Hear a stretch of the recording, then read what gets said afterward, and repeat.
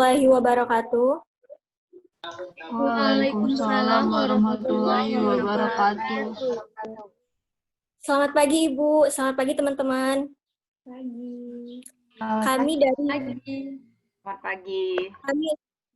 Kami di sini dari kelompok 6 akan mempresentasikan hasil diskusi kelompok kami mengenai analisis materi pembelajaran matematika. Sebelumnya, izinkan kami untuk memperkenalkan anggota dari kelompok 6. Yang pertama ada saya sendiri, Fatona, sebagai moderator. Lalu ada Brigita Gina, Suci Pratiwi, Hardianti, Regita Dwi Jayanti, Salsabila Safa, dan Suci Pratiwi.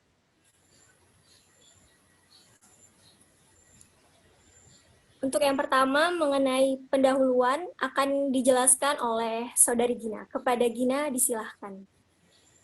Terima kasih moderator atas kesempatannya. Baik, saya akan memulai. Yang pertama ada latar belakang. Materi pembelajaran menempati posisi yang sangat penting dari keseluruhan kurikulum yang harus dipersiapkan agar pelaksanaan pembelajaran dapat mencapai sasaran. Sasaran tersebut sesuai dengan standar kompetensi dan kompetensi dasar yang harus dicapai oleh peserta didik. Artinya, materi yang ditentukan oleh kegiatan pembelajaran hendaknya materi yang benar-benar menunjang tercapainya standar kompetensi dan kompetensi dasar serta tercapainya indikator. Kemudian, tujuan pembelajaran. Yang pertama, untuk mengetahui pengertian analisis materi pelajaran. Yang kedua, untuk mengetahui cara menganalisis materi pembelajaran. Yang ketiga, untuk mengetahui materi pokok dan uraian materi pembelajaran matematika. Yang keempat, untuk mengetahui materi prasyarat yang harus dimiliki oleh siswa. Selanjutnya, saya kembalikan ke moderator. Terima kasih kepada Gina. Selanjutnya, mengenai materi pokok akan dijelaskan oleh Suci Pratiwi. Kepada Suci, disilahkan. Baiklah, terima kasih moderator. Sebelumnya saya minta maaf karena saya pakai speaker tapi ketika saya menyala menggunakan laptop. Baiklah, pengertian materi pokok. Materi pokok adalah garis besar bahan atau materi pokok yang harus dipelajari dan dipraktikkan untuk menguasai suatu kompetensi sebagai bagian dari struktur keilmuan dari suatu bahan kajian. Kemudian,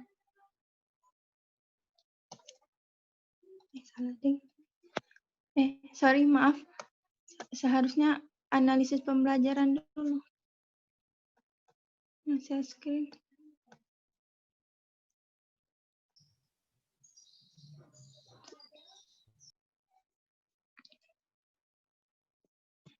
Yang itu, sorry, diulang ya.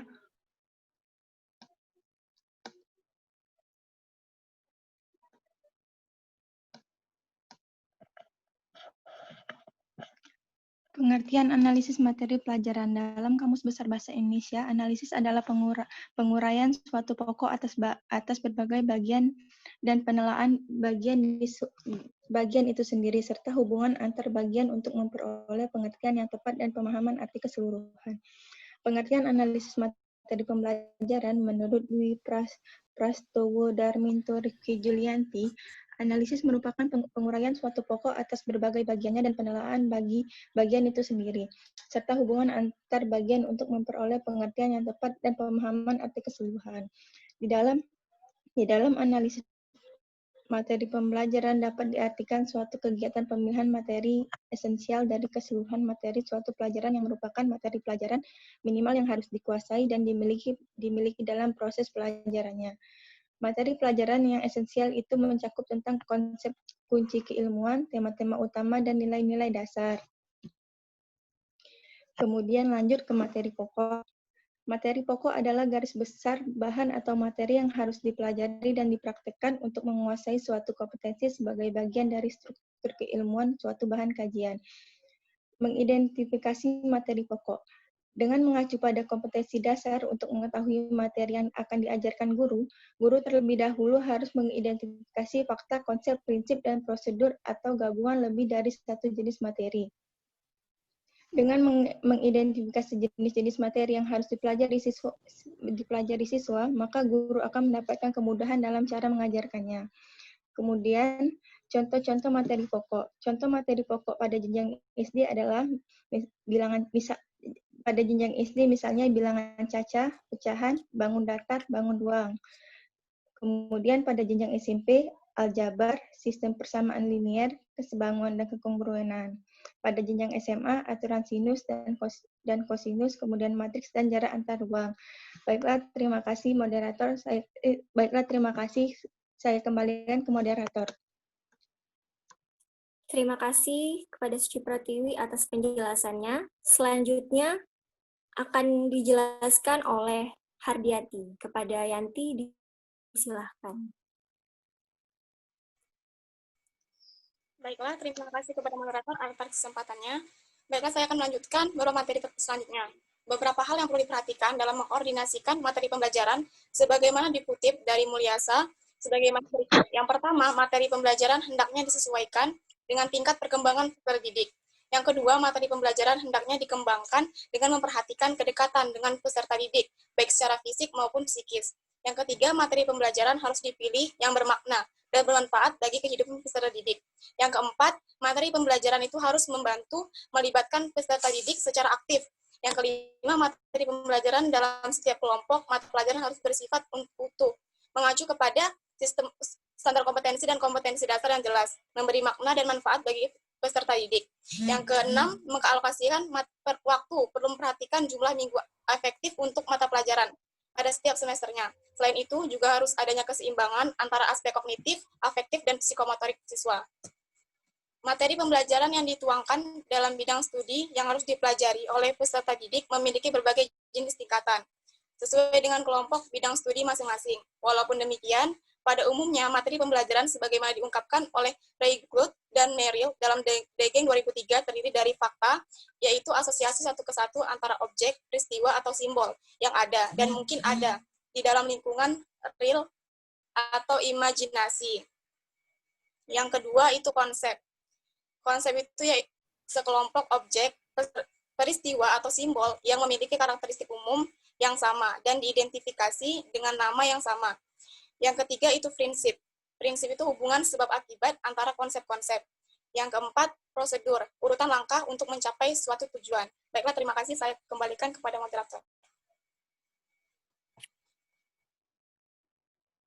Terima kasih kepada Saudara Hardianti atas penjelasannya. Selanjutnya akan dijelaskan oleh Saudari Regita. Kepada Regita, disilahkan. Terima kasih kepada moderator. Jadi di sini saya akan menjelaskan mengenai uraian materi. Jadi uraian materi itu adalah keterangan atau penjelasan lebih lanjut, penjabaran mengenai suatu hal yang mendukung suatu materi pokok. Dalam materi pokok itu terdapat hal-hal yang mendasarinya. Uraian materinya seperti pengertian, macam-macam, atau metode, sifat, dan lain sebagainya. Selanjutnya ada materi prasyarat. Selanjutnya, materi prasyarat ini adalah sebagai bekal atau fondasi yang diperlukan untuk mempelajari materi yang baru. Jadi siswa itu, materi prasyarat ini berguna bekal siswa untuk mempelajari materi-materi yang selanjutnya. Seperti yang tertulis dalam Kamus Besar Bahasa Indonesia, materi prasyarat adalah syarat yang harus dipenuhi sebelum mengikuti atau memasukkan pendidikan atau suatu kegiatan.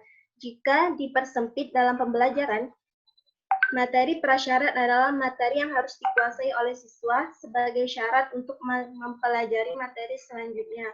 Oleh karena itu, materi prasyarat sangat penting dalam pencapaian materi siswa selanjutnya. Saya kembalikan kepada moderator. Terima kasih kepada Regita atas penjelasannya. Selanjutnya, mengenai contoh soal akan dijelaskan oleh Anisyatul. Kepada Anisyatul, disilahkan. Baiklah, selanjutnya yaitu contoh materi pokok, uraian materi, dan materi prasyarat. Nah, untuk jenjang SD, materi pokoknya di sini kami mengambil bangun ruang. Dan uraian materinya itu pengertian bangun ruang, jenis-jenis bangun ruang, dan unsur-unsur bangun ruang. Untuk materi prasyarat, itu kan sudah dijelaskan di slide sebelumnya, yaitu bekal atau pondasi yang diperlukan untuk mempelajari dan memahami materi yang baru. Nah, jadi untuk memahami materi yang baru, jadi pendidik itu harus memahami bangun datar terlebih dahulu. Slide selanjutnya, Salsa. Nah, berikutnya yaitu untuk jenjang SMP. Di sini kami mengambil materi pokoknya yaitu himpunan. Untuk uraian materinya, pengertian dan notasi himpunan. Yang kedua, domain, asal, dan rank atau daerah hasil. Yang ketiga, jenis-jenis himpunan. Dan yang keempat, hubungan dengan komplement pada himpunan. Dan yang terakhir ada diagram Venn. Nah, materi prasyarat tadi kan bekal atau fondasi yang diperlukan untuk mempelajari dan memahami materi yang baru. Nah, untuk memahami himpunan, peserta didik harus memahami operasi bilangan bulat, bentuk aljabar, dan persamaan linear satu variabel. Terima kasih, saya kembalikan ke moderator. Terima kasih kepada Anisyatul atas penjelasannya. Selanjutnya akan dijelaskan oleh Salsabila Safa. Kepada Salsabila, disilahkan. Contoh materi pokok, uraian materi, dan materi prasyarat jenjang SMA. Materi pokoknya yaitu matriks. Uraian materinya berupa pengertian matriks, jenis-jenis matriks, transpose matriks, kesamaan dua matriks, operasi aljabar pada matriks, dan determinan. Materi prasyaratnya yaitu peserta didik harus memahami bilangan, persamaan linear, persamaan kuadrat, sistem persamaan linear 2 variabel, dan sistem persamaan linear 3 variabel. Ya, terima kasih. Saya kembalikan kepada moderator. Terima kasih kepada Salsa. Selanjutnya, kesimpulan yang akan dijelaskan oleh saya sendiri. Jadi kesimpulannya bahwa analisis materi pembelajaran dapat diartikan sebagai suatu kegiatan pemilihan materi esensial dari keseluruhan materi suatu pelajaran, yang merupakan materi pelajaran minimal yang harus dikuasai dan dimiliki dalam proses pelajarannya. Materi yang akan diajarkan kepada siswa perlu diidentifikasi, apakah termasuk fakta, konsep, prinsip, prosedur, atau gabungan lebih dari satu jenis materi. Nah, dengan mengidentifikasi jenis-jenis materi yang harus dipelajari siswa, maka guru akan mendapatkan kemudahan dalam cara mengajarkannya. Hal ini disebabkan setiap jenis materi pembelajaran memerlukan strategi pembelajarannya atau metode, media, dan sistem penilaiannya yang berbeda-beda. Dengan mengacu pada kompetensi dasar, kita akan mengetahui materi yang dipelajari apakah berupa fakta, konsep, prinsip, atau prosedur. Selanjutnya ada materi prasyarat, yaitu materi yang harus dikuasai oleh siswa sebagai syarat untuk mempelajari materi selanjutnya. Setiap materi matematika merupakan satu kesatuan yang tidak dapat dipisahkan. Hal ini yang membuat siswa harus lebih dulu paham materi prasyarat dari materi selanjutnya. Baiklah, sekian presentasi dari kelompok kami. Selanjutnya adalah sesi tanya-jawab. Kepada teman-teman yang ingin memberikan tanggapan atau mengajukan pertanyaan, disilahkan.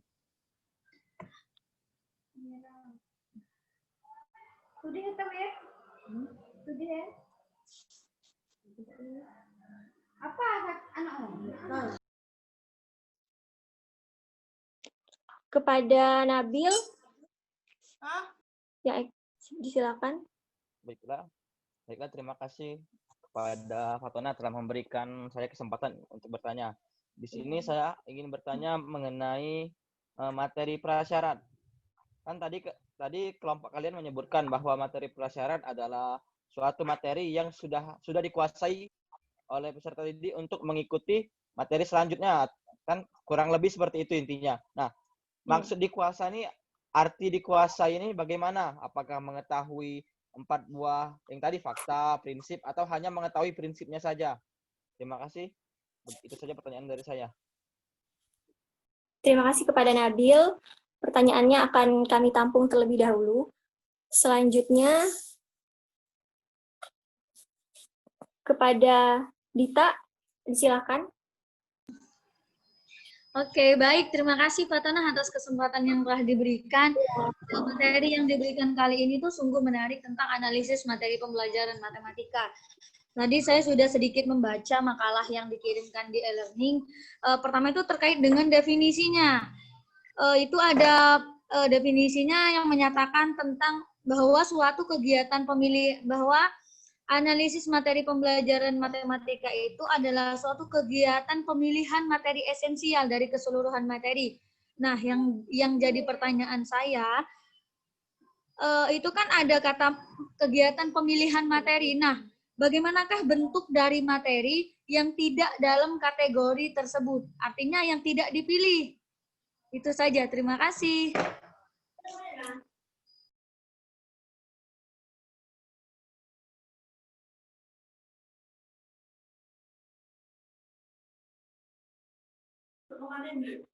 Terima kasih kepada Dita. Selanjutnya kepada Egitia, disilahkan.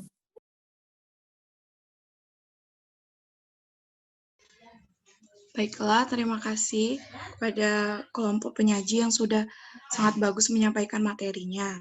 Nah, saya ingin sedikit bertanya, itu kan di kesimpulan dijelaskan bahwa materi yang diajarkan kepada siswa perlu diidentifikasi apakah termasuk fakta, konsep, prinsip, prosedur, atau gabungan. Nah, berarti apakah contoh yang tadi diberikan oleh kelompok penyaji itu kan hanya menguraikan materi pokok dan uraian materi serta materi prasyarat. Nah, apakah tidak perlu mengidentifikasi mana fakta, konsep, prinsip, prosedur, dan atau gabungannya itu? Nah, tadi kan juga dijelaskan bahwa identifikasi dari materi itu kan ada jenis materinya apa, kemudian strategi pembelajaran, metode, media, dan sistem penilaian. Nah, apakah saat kita menguraikan itu kita tidak kita tidak menyebutkan semua yang diidentifikasi materi pokok itu? Terima kasih.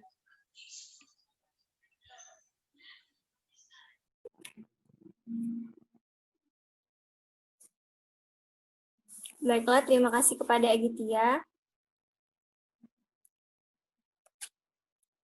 Kami akan berdiskusi dengan kelompok kami dulu.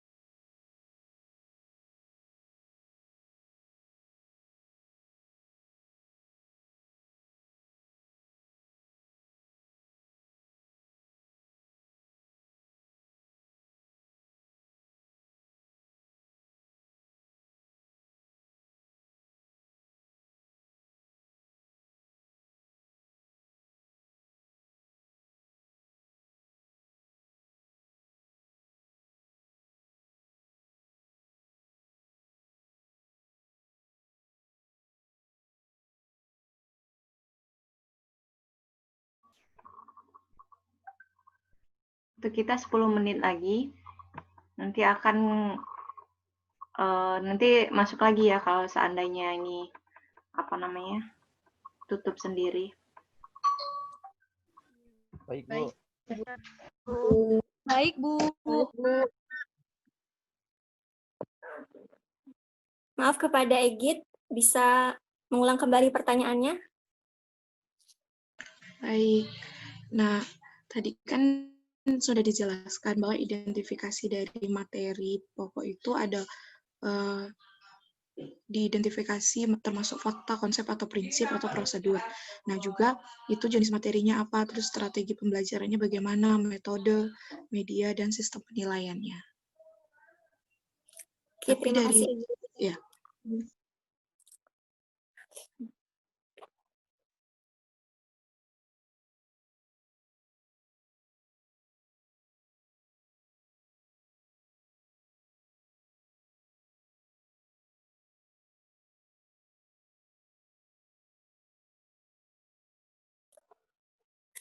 Baik, untuk pertanyaan dari Nabil akan dijawab oleh Saudari Regita. Kepada Regita, silakan. Baik, terima kasih kepada moderator. Jadi pertanyaan Nabil tadi, apakah arti dikuasai pada apakah maksud dari dikuasai pada materi prasyarat itu, dan apakah dalam materi itu fakta, prinsip, konsep, prosedur harus dikuasai atau hanya prinsip saja. Jadi menurut saya pada materi prasyarat itu maksud dari dikuasai itu artinya peserta didik itu harus memahami apa materi prasyarat dari materi pokok itu. Jadi untuk fakta, prinsip, konsep, prosedur itu harus semuanya dipahami, tidak hanya prinsip saja. Contohnya dalam uraian materi tersebut, fakta, konsep, prinsip, dan prosedurnya itu harus diketahui, tidak hanya prinsipnya saja, atau tidak hanya teorema atau rumusnya saja, tetapi harus menguasai juga apa itu definisinya, apa itu konsepnya, dan lain-lain. Menurut saya seperti itu. Bagaimana dengan Saudara Nabil? Terima kasih kepada Regita.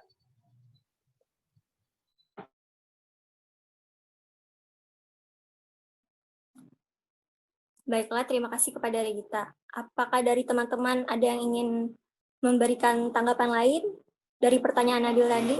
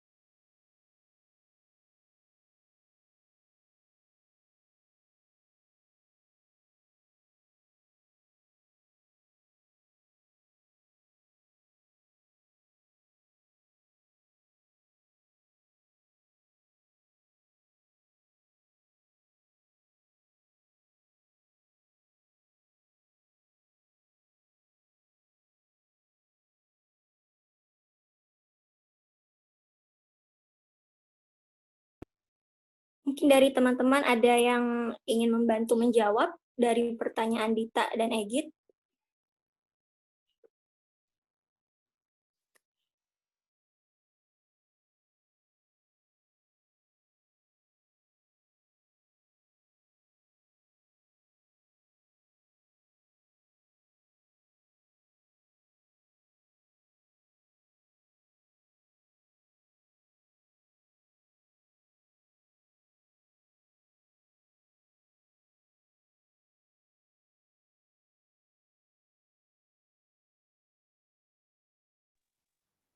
Ini Fatona, Nabil mencoba menjawab pertanyaan, membantu menjawab mengenai pertanyaan yang diberikan oleh Dita tadi.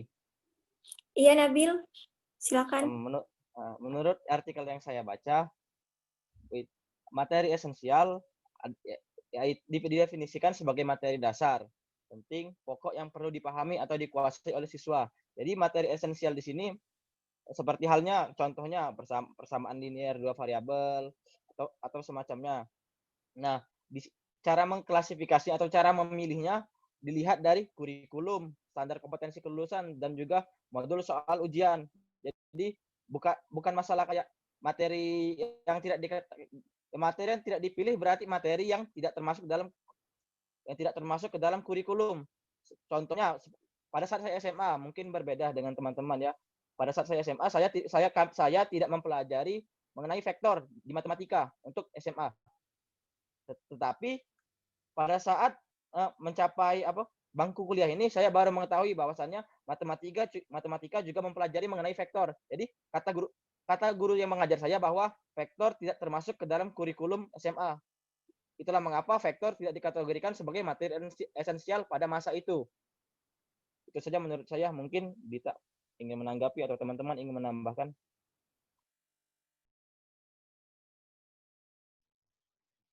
Nabil, sebelumnya saya boleh bertanya tidak? Apa jawab? Kurang kedengaran. Ingin bertanya, apa ya, materi esensial atau seluruh materi esensial itu termasuk materi pokok? Itu saja. Saya masih bingung sama. Kalau dari jurnal yang diberikan oleh UNJ di sini materi esensial tuh termasuk juga kalau dalam materi dasar, materi penting atau materi pokok. Menurut saya materi esensial tuh mencakup materi pokok dan juga materi dasar kayak itu.